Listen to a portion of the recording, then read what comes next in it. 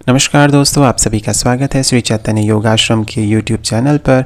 आज हम कहानी नाम कीर्तन से शत्रु पर विजय के तीसरे भाग के बारे में जानेंगे और तीसरे भाग का शीर्षक है राजा रघुनाथ का भगवत प्रेम और श्री मदन मोहन जी की स्थापना।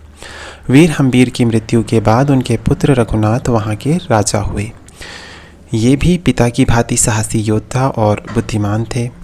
राजमहल के नवाब शाह सूजा ने एक दिन किसी बहाने से रघुनाथ को अपने दरबार में बुलाकर उन्हें बंदी कर लिया।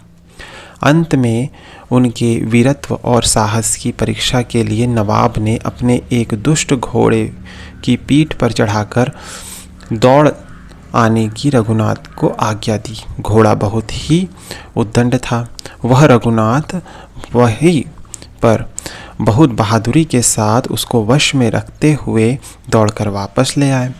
अब इससे नवाब बहुत प्रसन्न हुए और रघुनाथ को बंधन मुक्त करके उनके साथ मित्रता की। नवाब ने राजा रघुनाथ के सम्मान में उन्हें सिंह की उपाधि दी। रघुनाथ के समय से ही मल्ल राजाओं की उपाधि सिंह हुई। अब नवाब से विदा लेकर राजा रघुनाथ सिंह विष्णुपुर की ओर चले। चलते चलते वे एक गांव में पहुँचे। वे पूरे वैष्णव थे, ब्राह्मण के सिवा अन्य किसी के घर नहीं खाते थे एवं विष्णु का चरणोदक और तुलसी लिए बिना जल ग्रहण नहीं करते थे। पता लगाकर वे धरणीधर नामक ब्राह्मण के अतिथि हुए। धरणीधर अत्यंत ही गरीब थे, फिर भी उन्होंने बहुत यत्न करके रघुनाथ को घर पर रखा और जो कुछ पत्र पुष्प मिल सका उसी से रघुनाथ का आदर सत्कार किया और भोजन कराया। गरीब होने पर भी ब्राह्मण बड़े धार्मिक थे, कभी अन्याय नहीं करते और झूठ नहीं बोलते थे। ब्राह्मण के घर में भगवान श्री राधा कृष्ण की मूर्ति थी। नाम था मदन मोहन जी। मदन मोहन जी के अद्भुत अपूर्व रूप को देखकर राजा मुग्ध हो गए। उन्होंने ब्राह्मण से 10,000 रुपये लेकर मदन मोहन को देने का प्रस्ताव किया। रुपयों के बदले मदन मोहन को देना होगा, यह सोचकर ब्राह्मण व्याकुल होकर रोने लगे। छोटे बालक की तरह रोते रोते उन्होंने कहा, नहीं, तुम चाहे जितने रुपए दो, मैं अपने भगवान को तुम्हें नहीं दे सकता। रात्रि में मंदिर में सोते हुए रघुनाथ को भगवान का स्वप्नोपदेश हुआ और तदनुसार उन्होंने चुपचाप मदन मोहन जी को अपने गोद में उठा लिया और उन्हें चद्दर से ढककर वे घर से निकल पड़े। उनके हाथ पैर और हृदय काँप रहे थे। राजा ने अपने जीवन में कभी इस तरह का काम नहीं किया था। इसी से उनका सारा शरीर काँप रहा था। क्या करे, इष्ट देव का आदेश था। वे धीरे धीरे घर के किवाड़ बंद करके चल दिए। 2-3 दिन बाद वे विष्णुपुर पहुँचे। रानी से मदन मोहन की सारी बातें बतलाकर अंतःपुर के एक कोने में श्री मदन मोहन जी को छिपाकर पधरा दिया। ब्राह्मण धरणीधर सवेरे जगे और नित्य की भांति फूल तोड़ने चले गए। लौटकर जब मंदिर के किवाड़ खोले तब देखा कि वहाँ ना तो भगवान श्री मदन मोहन जी है और ना राजा रघुनाथ ही है।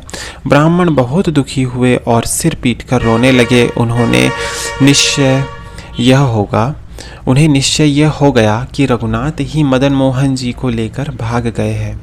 यह सोचकर ब्राह्मण जिस अवस्था में थे उसी अवस्था में शोक से व्याकुल होकर रघुनाथ और मदन मोहन जी की खोज में घर से निकल पड़े। धरणीधर ब्राह्मण अनेक जगह घूमते घामते अंत में एक दिन विष्णुपुर पहुँचे। वहाँ वे करीब 1 मास तक घर घर भटके। वहाँ कहीं श्री मदन मोहन जी का पता न चला। तब वे प्राण त्याग का विचार करके नदी तट पर पहुँचे। वहाँ एक बुढ़िया ने उन्हें नदी में कूदने से रोका और उन्हें सारी बातें जानकर कहा, यह किसी से कहना नहीं। यहाँ के राजा रघुनाथ सिंह कहीं से एक भगवान को लाए हैं और उनको अंतःपुर के किसी गुप्त स्थान में छिपा रखा गया है। यह मैंने सुना है। वहाँ जाकर पता लगाओ वहीं तुम्हारे मदन मोहन है कि नहीं। वृद्धा की बात सुनकर ब्राह्मण बहुत प्रसन्न हुए और राजा के दरबार में उपस्थित हुए। राजा ने ब्राह्मण को पहचान लिया तथा उनका श्रद्धा भक्ति पूर्वक बहुत आदर सत्कार करके धन रत्न आदि जो भी वे लेना चाहे देने को कहा। ब्राह्मण रोते रोते बोले, राजन, मैं गरीब हूँ और गरीब ही रहना चाहता हूँ। धन दौलत लेकर भी क्या करूँगा? इनकी मुझे आवश्यकता नहीं है। आप मेरे भगवान मदन मोहन को ले आए हैं, उनको मुझे लौटा दीजिए। मैं आपके पैर पड़ता हूँ। मैं भगवान को अपनी आँखों से देखना चाहता हूँ। कृपया एक बार मुझे मेरे भगवान को दिखला दीजिए। राजा बड़ी चिंता में पड़े। उन्होंने कोई उपाय न देखकर ब्राह्मण से कहा, आप दया करके यहाँ कुछ दिन विराजिए। आज से 3 दिन बाद मैं आपको मदन मोहन जी के दर्शन करा दूंगा। ब्राह्मण को राजा के वचन से बड़ा आनंद हुआ। उन्होंने दोनों हाथ उठाकर राजा को आशीर्वाद दिया। एक दिन की बात है, रात में ब्राह्मण ने स्वप्न में देखा मानो उनके मदन मोहन उनके सिर पर हाथ फिराते हुए कह रहे हैं, मैं तुम्हारी भक्ति से संतुष्ट हो गया, तुम दुख मत करो, घर लौट जाओ। यहाँ का यह राजा भी मेरी बड़ी भक्ति करता है। मेरे लिए यह सब राजपाट भूल गया है। इसकी भक्ति से मैं बंध गया हूँ, इसीलिए मैं अब यहीं रहूँगा। पर तुम्हारे यहाँ मैं प्रतिदिन जाऊँगा और प्रतिदिन ही तुम मुझे देखोगे। मैं सिंहासन पर प्रतिदिन इमली के फल के कांटे रख आऊँगा। उनको देखकर तुम समझ जाओगे कि मैं रोज ही आता हूँ। सवेरे होते ही ब्राह्मण को बुलाने राजा स्वयं गए और ब्राह्मण से विनयपूर्वक बोले, ब्राह्मण, आप मेरा कोई अपराध ना माने, मेरे साथ पधारे। मैं आपको मदन मोहन जी के दर्शन करा देता हूँ। इसके बाद आप जैसा ठीक समझे करें। राजा की बात सुनकर धरणीधर के आनंद की सीमा न रही। वे राजा रघुनाथ के पीछे पीछे चलने लगे।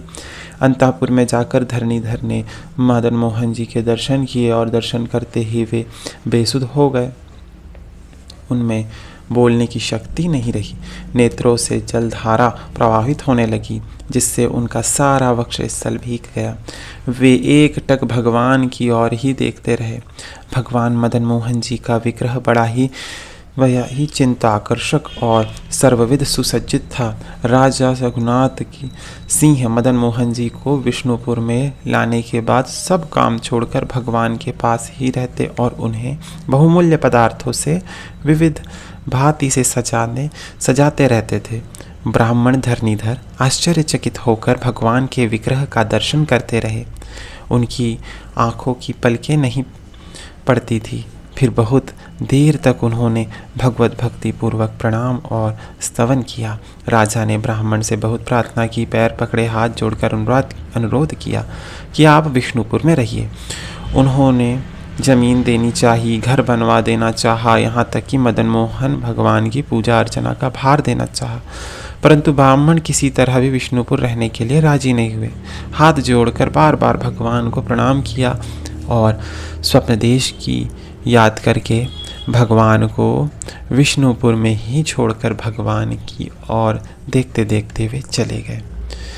एक बार रथ यात्रा महोत्सव के समय सैकड़ों हाथी और घोड़े जोड़ने तथा श्रद्धा भक्ति पूर्वक प्रार्थना करने पर भी श्री मदन मोहन जी का रथ नहीं चला।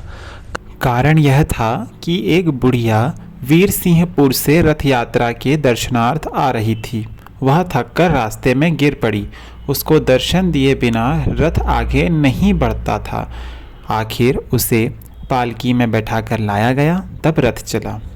तो दोस्तों, इस प्रकार हमने नाम कीर्तन से शत्रु पर विजय इस कथा का तीसरा भाग जाना। अब अगले भाग को हम जल्द ही आपके सामने लेकर आएंगे। तब तक के लिए धन्यवाद, नमस्कार, ओम।